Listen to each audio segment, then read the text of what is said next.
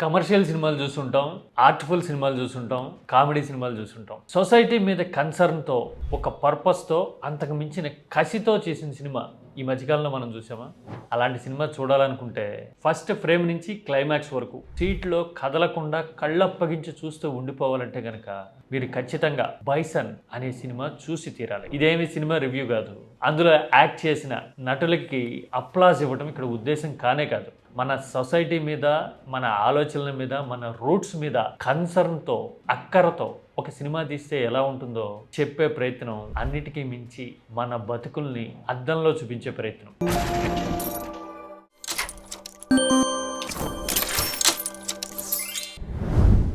మారుమూల గ్రామంలో ఒక అట్టడుగు స్థాయి నుంచి వచ్చిన కబడ్డీ ప్లేయర్ అంతర్జాతీయంగా పాపులర్ అవ్వడము, అత్యున్నత క్రీడా పురస్కారాన్ని అందుకోవడం అనేది బైసన్ స్టోరీ లైన్. ఇందులో రాజకీయం ఉంది, కుల వివక్ష ఉంది, అడుగడుగున అవమానాలు ఉంటాయి, కానీ ఎక్కడా ఆబ్జెక్టిఫై చేయటం లేదు. అంటే ఫలానా కులం అని చెప్పడం ప్రత్యేకంగా, లేదంటే ఫలానా పార్టీ అని చూపించడం లాంటివి లేకుండానే సెన్సిబుల్గా డైరెక్టర్ మారీ సెల్వరాజ్ స్టోరీ చెప్పిన తీరు నిజంగా వాహ్, మాస్టర్ క్లాస్ అనిపిస్తుంది. ఇంతకుముందు మారీ సెల్వరాజ్వి కర్ణన్, మామన్నన్ అనే సినిమాలు నేను చూసా కానీ కొంత తమిళ్ వాసన ఉన్నట్టుగా అనిపించింది. కానీ ఇప్పుడు మాత్రం చాలా యూనివర్సల్ అప్పీల్తో పాటు హ్యుమానిటీ అనే టచ్ అడుగడుగునా కనపడడం అనేది ఇందులో ప్రత్యేకత.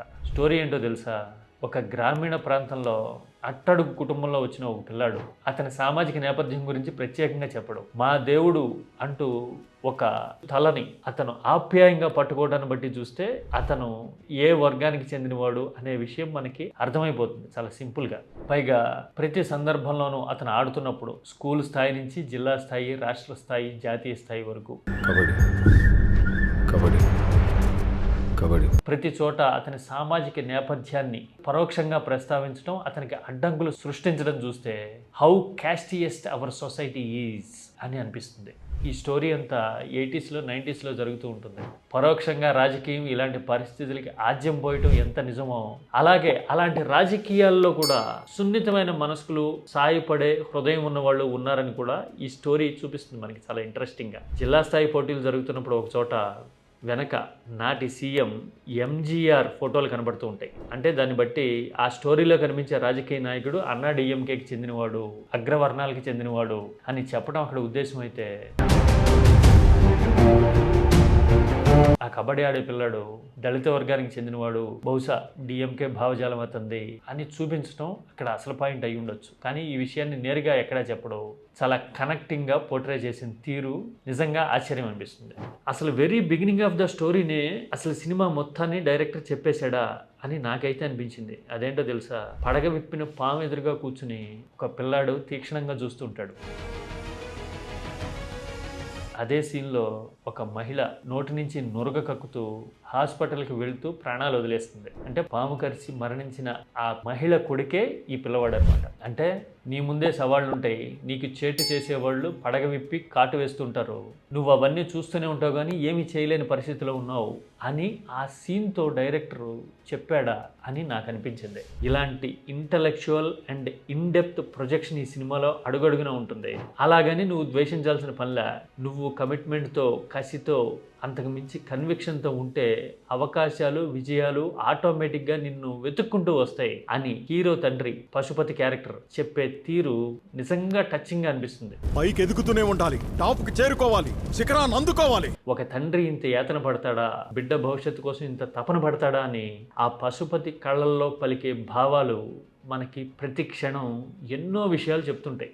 నా కొట్టేసి చెప్పు, కబడ్డీ పేరెత్తరని ఆడని చెప్పు. అసలు ఈ బైసన్ సినిమా స్టోరీలో అసలు బ్యూటీ ఏంటంటే, ఈ సమాజం ఒక ముళ్ళ కంచె లాంటిది, నిన్ను గుచ్చుతుంది అని చెప్తూ ఉంటాడు director. At the same time ఆ ముళ్ళ కంపలోనే విరిసిన పువ్వు లాంటి అందమైన మనసున్న మనుషులు కూడా ఉంటారు, వాళ్ళకి సాయపడతారు అనే విషయాన్ని కూడా వెరీ నెక్స్ట్ సీన్ మనకి కన్వే చేస్తుంటాడు. మా ఊళ్ళో జరిగే చిన్న చిన్న విషయాలే సమస్యగా మరి ఎంత దారుణం అవుతుందో మీకు తెలియదుగా, నాకు తెలుసు. ఒక కోచ్ పాత్రతోనో, ఒక పొలిటీషియన్ పాత్రతోనో, లేదంటే కనుక ఒక సెలెక్టర్ రోల్తోనో ఆ విషయం మనకి కన్వే అవుతున్నప్పుడు నెవర్ లూజ్ ఏ హోప్ అనే విషయం మనకు అర్థమవుతూ ఉంటుంది. ఆఖరికి పాకిస్తాన్తో మ్యాచ్ జరుగుతున్నప్పుడు కూడా అక్కడి కోచి మేనేజ్మెంటు పాకిస్తాన్ అంటే కక్ష, వాళ్ళ మీద ప్రతీకారం లాంటివన్నీ మాట్లాడుతుంటే కబడ్డీ జట్టు కెప్టెన్ అంటాడు, మా ఆట తీరు మీద మాకు నమ్మకం ఉంది, మా మనసుల్లో గెలవాలన్న కసి ఉంది, మేము సాధిస్తాం దేశం కోసం అని చెప్పడాన్ని బట్టి చూస్తే అసలు నువ్వు కక్ష గురించి ఎందుకు ఆలోచిస్తావు, నీ స్కిల్ గురించి, పాజిటివిటీ గురించి, గెలుపు గురించి కదా చూడాలి అనే విషయాన్ని చాలా హృదయంగా కన్విన్సింగ్గా చెప్పాడు డైరెక్టర్ అని అనిపించింది నాకైతే. ఈ సినిమాలో ఎక్కడ ఏ సీను బోరు కొట్టినట్టు అనిపించదు. ప్రతి భావోద్వేగం మనల్ని కదిలిస్తుంది, ఇన్వాల్వ్ చేస్తుంది, నెక్స్ట్ సీన్ ఏం జరుగుతుందా అని గ్రిప్పింగ్గా కూర్చోబెడుతుంది. అన్నట్టు ఈ సినిమాకి ప్రొడ్యూసరు పారంజిత్ తెలుసు కదా, ఆయన సినిమా ఏది కుల వివక్ష అనే థ్రెడ్ లేకుండా ఉండదు కదా. ఇందులోనూ అదే థీమ్ ఉంటుంది, కాకపోతే చెప్పిన తీరు మనల్ని కట్టిపడేస్తుంది. మనం ఏ వర్గానికి వర్ణానికి చెందిన వాళ్ళం అనే దాంతో సంబంధం లేకుండా అవును కదా అని అనిపించటం, మెప్పించటం ఇందులో ఉన్న అసలు బ్యూటీ. అక్కడే ఈ సినిమాకి యూనివర్సల్ అప్పీల్ వచ్చింది అని అనిపించింది. ఇంత చెప్పిన తర్వాత ఇందులో హీరో ధ్రువ్ విక్రమ్ గురించి చెప్పి తీరాలి.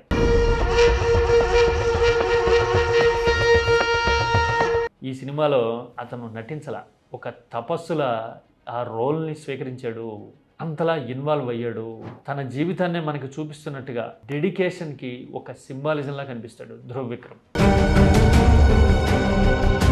కోర్స్ తండ్రి విక్రమ్ని ఇంతకుముందు మనం చూస్తుంటాం చాలాసార్లు. కమర్షియాలిటీతో సంబంధం లేకుండా నటన కోసం ఏవైనా చేసేయాలి అనే తత్వం ఉన్న విక్రమ్కి మరి ధ్రువ్ లాంటి కొడుకే ఉంటాడు అని అనిపిస్తుంది. ఈ సినిమా కోసం నేను ప్రొఫెషనల్ కబడ్డీ నేర్చుకున్నాను. అంటే ఇది వారసత్వంలో ఒక పాజిటివ్ కోణం అనుకోవాలి. కేవలం ఫలానా వ్యక్తి కొడుకు అని కాకుండా నా నటన ఇది అని ప్రపంచానికి చాటుతున్నట్టుగా ధ్రువ్ విక్రమ్ ఈ సినిమాలో కనిపించాడు. ఇంత చూసిన తర్వాత అరెరే ఇలాంటి స్టోరీలు, మట్టి వాసన ఉన్న కథలు, జీవితాలు, మన మూలాలు మన తెలుగులో ఎందుకు రావు, మనకు ఆలోచన లేదా అలాంటి సినిమాలు తీస్తే మనం ఆదరించమా, ఎందుకు చేయరు మన డైరెక్టర్లు కానీ మన హీరో కానీ అనే క్వశ్చన్ ఖచ్చితంగా వచ్చి తీరుతుంది మనకి. ఆ క్వశ్చన్కి సమాధానం దొరకపోబట్టే కదా మనము తమిళ, మలయాళం సినిమాల్లో ఎమోషన్ వెతుకుతున్నాం మనం. సరే, ఆ విషయాన్ని అలా ఉంచితే ఎంగేజింగ్గా, పర్పస్ఫుల్గా, అన్నిటికీ మించి పాజిటివ్ థాట్ ఉంటే అవరోధాలని, ప్రపంచాన్ని ఎలా గెలవచ్చు అనే సందేశాన్ని మనం గ్రహించగలిగితే కనుక ఈ బైసన్ అనేది బ్రహ్మాండమైన సినిమా. ఈ మధ్యకాలంలో ఎప్పుడూ రానంత ఇంట్రెస్టింగ్ సినిమా అని నాకు అనిపించింది. బహుశా నెక్స్ట్ నేషనల్ అవార్డ్స్లో బైసన్ పేరుంటే నేనైతే ఆశ్చర్యపోను. మీరు చూసారా ఈ సినిమా? మీలో ఎవరన్నా చూస్తుంటే కనుక మీకు నచ్చిందేంటో చెప్పండి. అసలు తెలుగులో ఇలాంటి సినిమాలు వచ్చే అవకాశాలు ఉన్నాయా అనే పాయింట్ గురించి కూడా మనం మాట్లాడదాం. ఎందుకంటే మనం ఎంతసేపు పరభాషల్లో వచ్చిన సినిమాలని చూసి సంతోషించడమేనా, మన కథల్ని, మన జీవితాలని మనం చూసుకోలేమో తెర మీద.